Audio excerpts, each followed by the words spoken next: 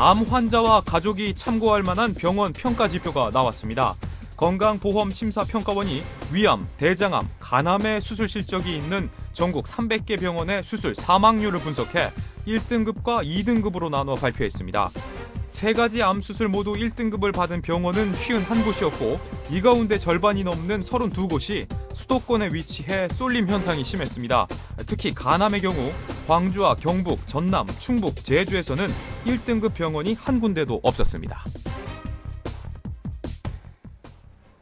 자, 의학 전문 기자 이진항 기자 나오셨습니다. 네, 안녕하세요. 연일 출연해서 바쁘시겠습니다. 아, 정신없습니다. 자, 요새 좀 우리 사망하는 사람들 중에 1위가 암이라고 하지 않습니까? 네. 그리고 이제 우리 국민 3명 중에 1명이 이제 암에 걸릴 확률이 있다. 34% 정도라고 해요. 네. 그러니까 이제 우리 암의 우리의 이제 일부라고 할 수 있는데 그 심평원에서 이제 그 병원들이 이제 과연 암 수술을 얼마나 잘하느냐라는 데서 평가를 좀 했다고 합니다. 네. 그 결과를 한번 소개 좀 해주시죠. 예, 저 동아일보 독자들은 오늘 그 독자분들은 사임에 난 그 표를 꼭 오려가지고 지갑에 보관해 주시기 바랍니다. 잘 활용하시면 좋은 정보가 될 것 같고요.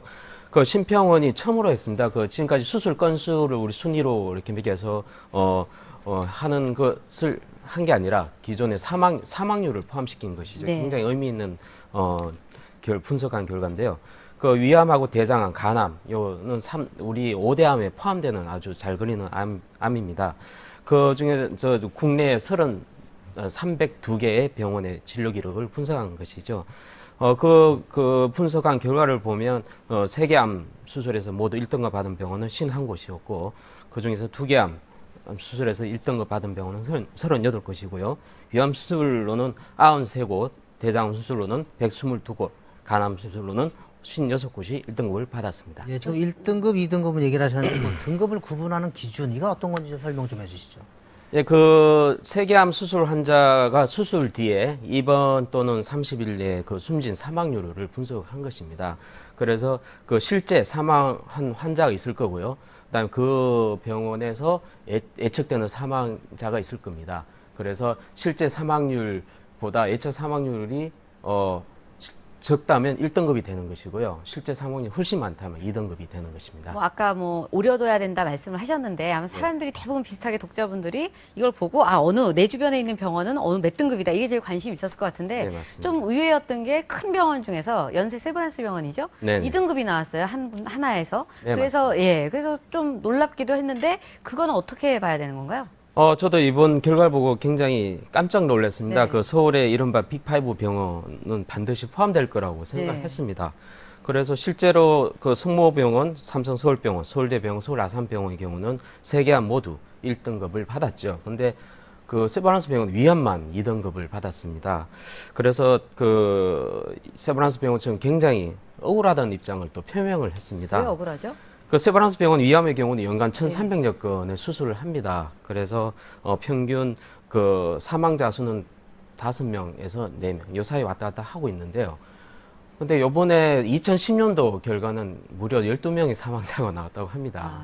그래서 굉장히 2010년이 기준이었던 거죠? 예, 2010년 기준으로 그래서 굉장히 그 해 사망률이 굉장히 높았기 때문에 2등급을 받았다고. 예, 저도 좀 전직 대통령들 입원해서 치료한다 그러면 연세 세브란스 네. 병원에 나와서 유명하다는데 근데 심평원에서 이제 설명을 하면서 이런 건 하긴 했어요. 이제 그 1등급, 2등급의 기준이 굉장히 엄격한 차이가 아니다. 사망자 한두 명에 따라서 등급이 갈릴 수가 있기 때문에 그걸 가지고 그걸 하는 건 아니다라고 하고 병원도 보니까 거기에 대해서 이제 자기는 어려운 수술을 더 많이 한다. 그러니까 어려운 수술 많이 하니까 사망자도 더 나올 수 있다. 이런 설명도 하더라고요. 약간 보정치를 뒀죠? 그 부분에 대해서 근데? 네, 맞습니다. 그래서 이번 결과에서 1, 2등급을 좀 눈여겨볼 게 아니라 오히려 거꾸로 요번에 등급 제외 병원이라든지 평가 제외라는 병원이 따로 있습니다.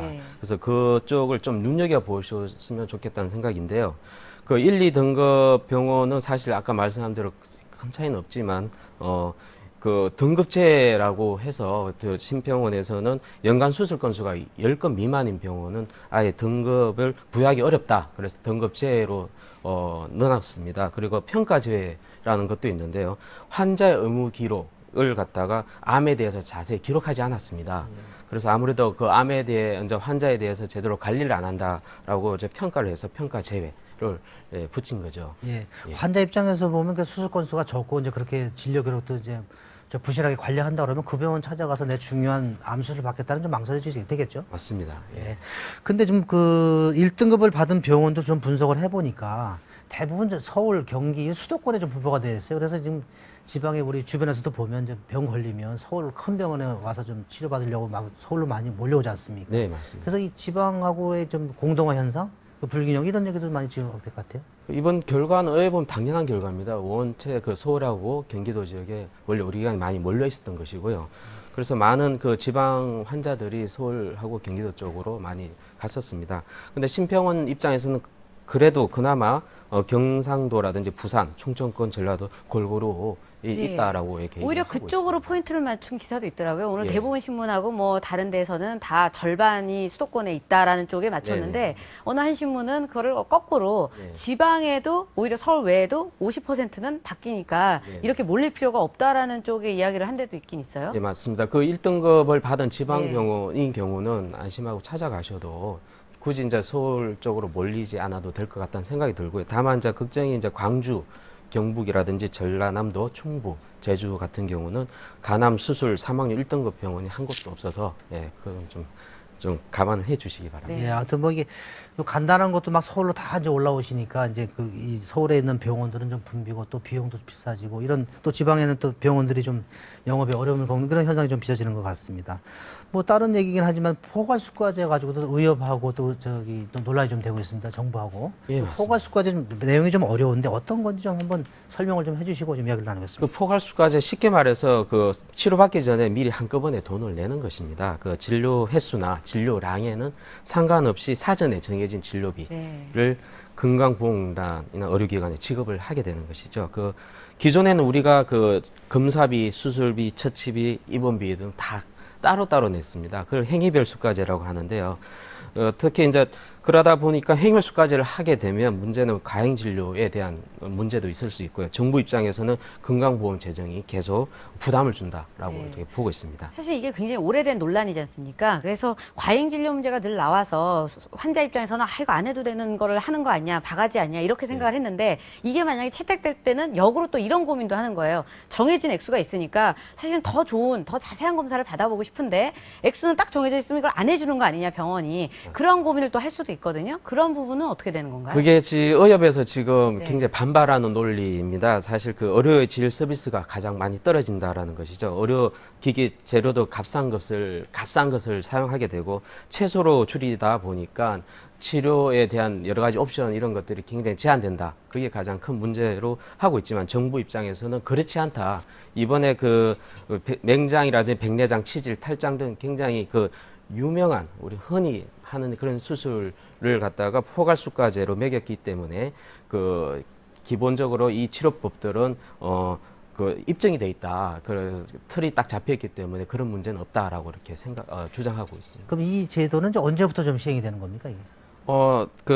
그 제도 시행 날짜는 7월부터 시행될 전국 병원을 대상으로 시행돼 이번 7월부터 올 7월부터요. 아, 예. 그렇군요. 곧 시행이 되기 때문에 아무래도 이제 포괄수까지 하면 간단한 진료에 대해서는 일정 금액 내면 딱 거기서 치료가 다 끝난다. 그래서 그런 개념인 것 같습니다. 하여튼 건강에 대한 관심이 높은데 하여튼 어느 병원이 수술을 잘 하는지 이런 대한 정보가 많이 공개가 돼서 환자들이 병원을 선택할 때 많은 도움이 됐으면 좋겠습니다.